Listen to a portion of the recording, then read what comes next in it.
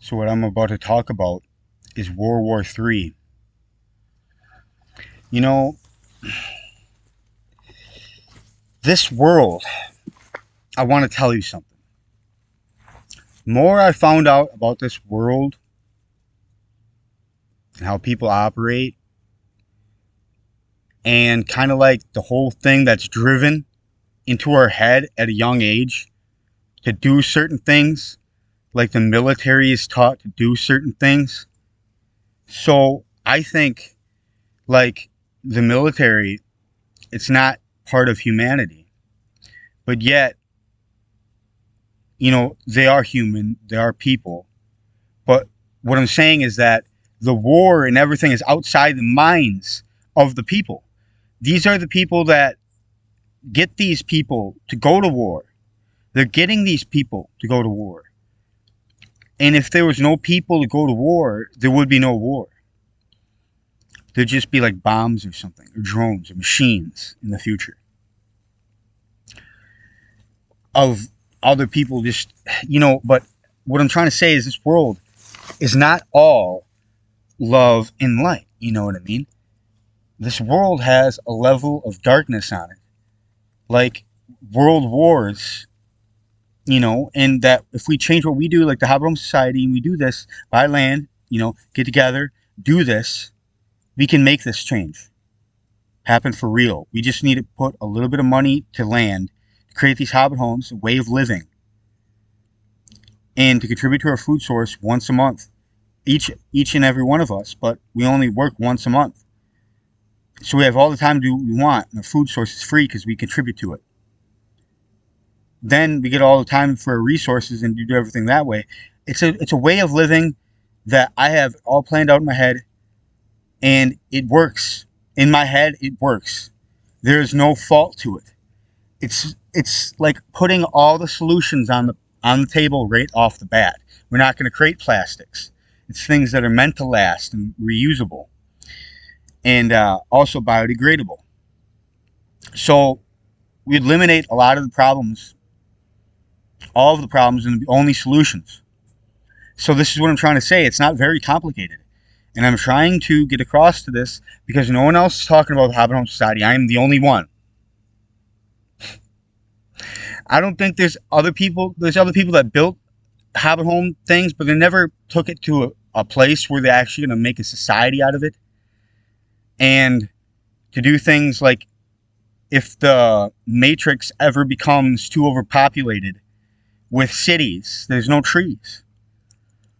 So what I'm trying to say is there's going to be an alternative situation that takes place, or there's too many people and then there's war. So do you want the solution to all the problems?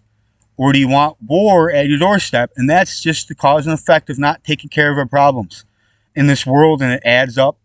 And then this is what it comes down to. When there's more people on the planet too, and there's wars in the past, and if wars arise, it's going to be worse. For more souls on the planet to experience the tremendous things that a soul goes through, and then in your next life, you're going to have to go through that too.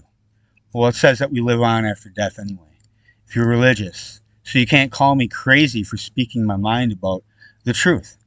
We are a living soul. We're not a machine. If we were a machine, then we wouldn't have the living soul of emotion to cry, to feel happy, to feel joy, to go through struggle, to conquer things, to feel great, to feel amazing, to feel like you can conquer the world and be connected to the divine goddess and God. So what I'm trying to say is that all this is like real, like the oneness is real and the reality, but there needs to be one spark to set the whole ignite for the fire. Like, okay, humanity is the flame. Humanity is the fire. But if they all died everybody out, but I was the last one lit to light everybody else up, so the world can be balanced, so it doesn't have to have war and strife, and we don't have to worry about problems, and there'd be a lot of social society, and then there'd be no depression on the planet, no evil, no hard strife, and no difficulties like this, and it'd be just better. And it wouldn't be low vibrational anymore, it'd be heaven to come to earth. But what I'm trying to say is that this is what we got to do, is that we got to take our two hands to make this happen. You know what I mean? It's using our two hands like a shovel. I built that Hobbit home a long time ago at my dad's when I was able to stay there. You know what I mean? A long time ago, I built that Hobbit home there, and I have videos of it and everything. But what I'm trying to say is that I got to get land with this money. It's SSI money I'm saving up, and then I'll get land with that and build the first Hobbit home and set the example. And hopefully, I can get a fundraiser to buy more land to build these Hobbit homes, because I would myself would keep on building myself, only my labor, after the years of building like two or three, to set the example of these Hobbit home for society and have more people on board.